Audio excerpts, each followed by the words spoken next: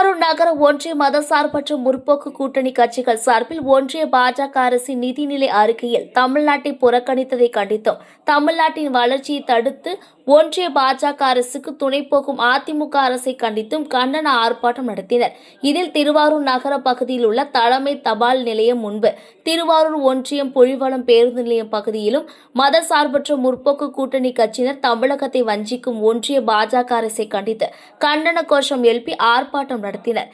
ஆர்ப்பாட்டத்தில் திமுக நகர செயலாளர் வாரை பிரகாஷ், ஒன்றிய செயலாளர் புலிவலம் தேவா, காங்கிரஸ் மாவட்ட தலைவர் நீலன் அசோகன், நகர தலைவர் VKS அருள், விடுதலை சிறுத்தைகள் கட்சி மாவட்ட செயலாளர் தமிழ்ச்செல்வன், ஒன்றிய துணை செயலாளர் வீரையன், CPI மாவட்ட செயலாளர் கேசவராஜ், CPM மாவட்ட செயலாளர் முருகையன்,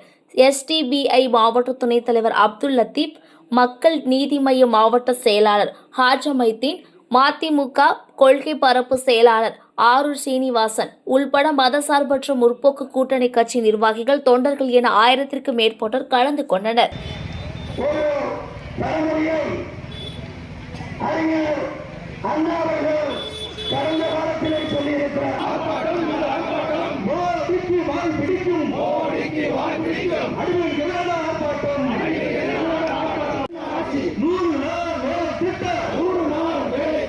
நிதி எங்க